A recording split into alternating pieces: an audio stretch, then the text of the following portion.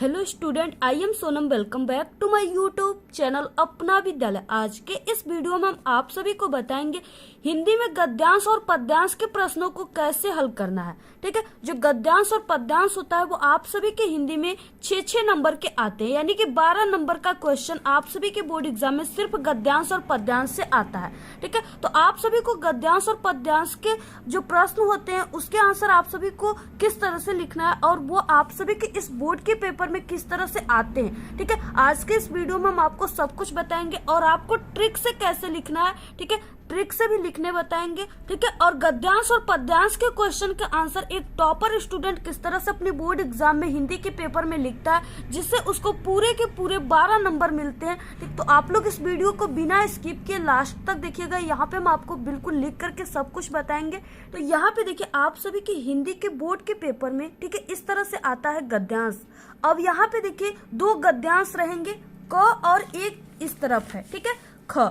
अब यहाँ पे 2 गद्यांश दिया हुआ है और इसके नीचे 3 क्वेश्चन दिए हुए हैं। ठीक है, पर क्वेश्चन 2 नंबर का है। अगर तीनों क्वेश्चन का आंसर आप लोग लिखते हो सही सही तो आपको यहाँ पे 6 नंबर मिलेंगे। ठीक है, यानी 2 + 2 + 2 यानी 6 नंबर का ये आप सभी के बोर्ड एग्जाम में आता है। तो अब यहाँ पे आप सभी को इसमें से किसी एक को ही सिर्फ सॉल्व करना है। ठीक है, तो यहाँ पे पहला दिया हुआ है इस तरह से, यह एक नैतिक और आध्यात्मिक स्रोत है। ठीक है, यहाँ से लेकर के यहाँ तक दिया हुआ है और इधर भी यहाँ तक दिया हुआ है, एकता भी। ठीक है, दूसरा यहाँ पे दिया हुआ है कुसंग का ज्वर सबसे भयानक होता है। ये सबसे इंपॉर्टेंट है आप सभी के हिंदी में क्लास 10th में। ठीक है, तो यहाँ पे देखिए अब यहाँ पे हम आप सभी को यही जो है कुसंग का ज्वर, इसको लिख करके बताएंगे किस तरह से आप सभी को लिखना है। सबसे पहले आप सभी को लिखना है प्रश्नोत्तर संख्या। ठीक है, तो यहाँ पे हम लिख देते हैं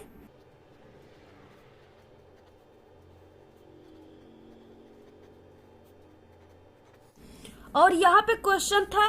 ठीक है, पहला, दूसरा या तीसरा कोई भी क्वेश्चन है यहाँ पे आप लोग लिख दीजिए। ठीक है, जैसे यहाँ पे तीसरे का ख वाला हम हल कर रहे हैं तो यहाँ पे आपको ख लिख देना है इस तरह से। इसके बाद देखिए यहाँ पे आप सभी को इसके नीचे अंडरलाइन कर देना है। इसके बाद देखिए यहाँ पे सॉल्व कर रहे हैं हम लोग गद्यांश को, तो यहाँ पे आपको लिख देना है गद। ठीक है, इसके बाद आप सभी को संकेत के रूप में यहाँ पे कुसंग का ज्वर यानी कि इस गद्यांश का, ठीक है, फर्स्ट का 2 वर्ड और लास्ट का 2 वर्ड लिख देना है। इससे टीचर को पता चल जाता है कि आप लोग दोनों गद्यांश में से किस गद्यांश के आंसर को सॉल्व किए हो। ठीक है, तो यहाँ पे कुसंग का ज्वर डैश डैश उठाती जाएगी, तो यहाँ पे आपको लिख देना है।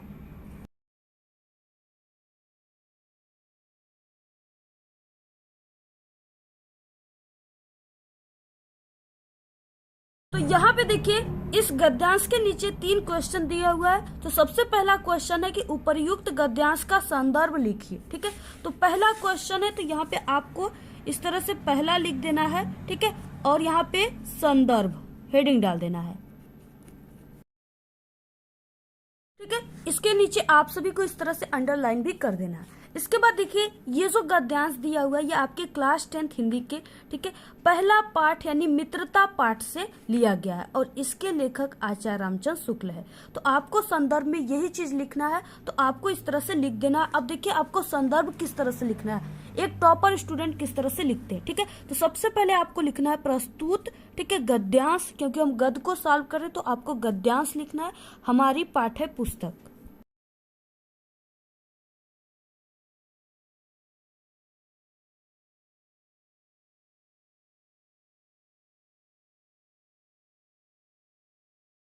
ठीक है, प्रस्तुत गद्यांश हमारी पाठ्य पुस्तक। इसके बाद हिंदी से लिया गया है तो आपको यहाँ पे हिंदी लिखना है, वो भी ब्लैक पेन से लिखना है और कामा के अंदर लिखना है। ठीक है,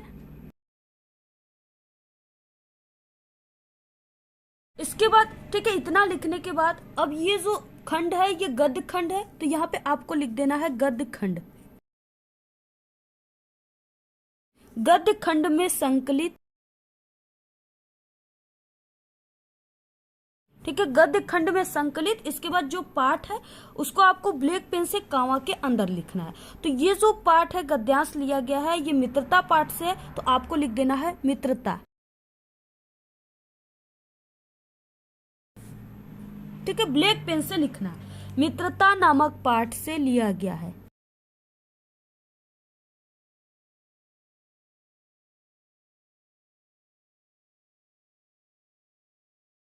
ठीक है, मित्रता नामक पाठ से लिया गया है। इसके लेखक आचार्य रामचंद्र शुक्ल है। इसके लेखक आचार्य रामचंद्र शुक्ल है। उसको भी आपको ब्लैक पेन से लिखना है और कामा के अंदर लिखना है।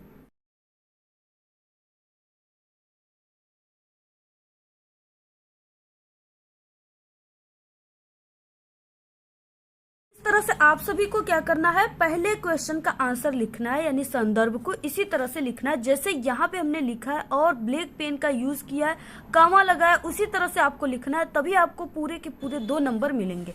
इसके बाद नेक्स्ट क्वेश्चन आता है दूसरा, रेखांकित अंश की व्याख्या कीजिए।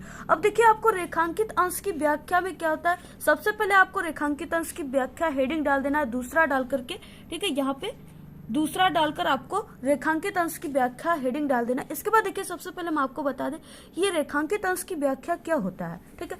तो यहाँ पे देखिए ये जो दिया हुआ है गद्यांश, ठीक है, रेखांकित अंश का व्याख्या का मतलब रेखांकित यानी जिन शब्दों के नीचे इस तरह से रेखा है, ठीक है, अंडरलाइन है, सिर्फ आपको उसी शब्दों का व्याख्या करना है, उसी का, ठीक है, आपको अर्थ लिखना है। यानी यहाँ से कुसंग से लेकर के करता है यहाँ तक का सिर्फ आपको शब्दों का, ठीक है, व्याख्या करना है। बाकी आपको ये जो इतने वर्ड दिए इसका आपको व्याख्या नहीं करना है।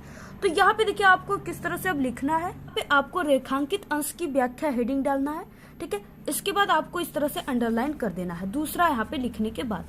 इसके बाद देखिए क्या होता है ट्रिक, यानी यहाँ पे आपको किस तरह से इसको शुरुआत करना है, ठीक है। तो यहाँ पे देखिए आपको लिखना है पहले प्रस्तुत पंक्ति में लेखक बुरी संगति को भयानक रोग बताते हैं, ठीक है, यह अच्छे गुणों का विनाश करने के साथ बुद्धि को भी नष्ट कर देती है, किंतु अगर अच्छी संगति मिल जाए तो बुरी संगति में पड़ा व्यक्ति गर्त से निकलकर प्रगति के पथ पर चलने लगता है। यानी इस तरह से आपको ज्यादा इसका व्याख्या नहीं करना है, सिर्फ आपको उसी का करना है, रेखांकित अंशों की व्याख्या नहीं, सिर्फ जिनके शब्दों के नीचे इस तरह से लाइनिंग है सिर्फ उसी का व्याख्या करना है। 2 ही नंबर का सिर्फ क्वेश्चन है तो आपको सिर्फ इतना ही लिखना है जितना यहाँ पे हमने लिखा है। अगर आप लोग ज्यादा लिखोगे, ठीक है, तो आपके टाइम भी वेस्ट हो जाएंगे और आपको 2 ही नंबर मिलना है, इसलिए आप लोग इतना ही लिखिए। इतना लिखोगे तो टीचर आपको पूरे के पूरे 2 नंबर दे देंगे इस पे, ठीक है, ठीक है। तो इस तरह से आपको लिखना है। देखिए यहाँ पे जो भी चीजें हैं, ठीक है, इसी को सिर्फ आपको अपने शब्दों में बना करके यहाँ पे लिखना है। तो इस तरह से आपको लिखना है। इसके बाद इसमें तीसरा क्वेश्चन है कुसंग का मनुष्य के जीवन पर क्या प्रभाव पड़ता है। इस क्वेश्चन का आंसर आप सभी को इसी में से ढूंढ कर लिखना होता है, कुछ अपने शब्दों में लिखना होता है। तो यहाँ पे देखिए तीसरे क्वेश्चन का आंसर आप सभी को इसी जो गद्यांश है इसी में मिल जाएगा, ठीक है। जैसे आप लोग तीसरे क्वेश्चन के आंसर में इस तरह से यहाँ कुसंग का जोर सबसे भयानक होता है, यहाँ से लेकर के, ठीक है, बुद्धि का भी क्षय करता है, यहाँ तक आप लोग तीसरे क्वेश्चन के आंसर में लिख सकते हो। और अगर आप लोग चाहो तो इसको अपने शब्दों में भी बना सकते हो इस तरह से, ठीक है, यानी क्वेश्चन से और यहाँ पे जो दिया हुआ है इससे रिलेटेड होना चाहिए। कुसंग का मनुष्य के जीवन पर क्या प्रभाव पड़ता है, तो आपको लिखना है कुसंग का प्रभाव विनाशकारी होता है, यह अच्छे गुणों का विनाश करने के साथ साथ बुद्धि को भी नष्ट कर देती है, ठीक है। यानी इस तरह से आप सभी को लिखना। अगर आप लोग इस तरह से अपने बोर्ड एग्जाम में, ठीक है, गद्यांश के सभी प्रश्नों को सॉल्व करते हो तो आपको पूरे के पूरे टीचर 6 नंबर देंगे, आपका एक भी नंबर यहाँ से नहीं कटेगा, ठीक है, क्योंकि हिंदी में नंबर काफी ज्यादा कटता है, लेकिन अगर आपको तरीका पता है लिखने का तो आपका एक भी नंबर नहीं कटेगा, और यही है सबसे सही तरीका, और टॉपर इसी तरह से सॉल्व करते हैं। इसके बाद देखिए अब हम आप सभी को बताएंगे पद्यांश के प्रश्नों को कैसे आपको सॉल्व करना है। यहाँ पे देखिए जो पद्यांश होता है ये भी आप सभी के बोर्ड एग्जाम में 6 नंबर का ही आता है, तो इसमें भी 2 पद्यांश दे रहेंगे, आपको किसी एक का आंसर लिखना है, ठीक है। तो यहाँ पे देखिए पहला पद्यांश इस तरह से दिया हुआ है, दूसरा यहाँ पे इस तरह से दिया हुआ है, ठीक है। तो यहाँ पे हम आप सभी को सबसे पहला जो पद्यांश दिया हुआ है उसके क्वेश्चन का आंसर बताएंगे, ठीक है। तो यहाँ पे चरण कमल बंदो हरिराई से लेकर के ही पाई तक दिया हुआ है, ठीक है। और यहाँ पे सबसे पहला क्वेश्चन, इसमें 3 क्वेश्चन रहेंगे। पहला क्वेश्चन है कि उपर्युक्त पद्यांश का संदर्भ लिखिए, इसमें भी आपको संदर्भ लिखना है। दूसरा है रेखांकित अंश की व्याख्या कीजिए, ठीक है, सिर्फ आपको इन्हीं यानी जिसके नीचे लाइनिंग है सिर्फ उसी का व्याख्या आपको करना है।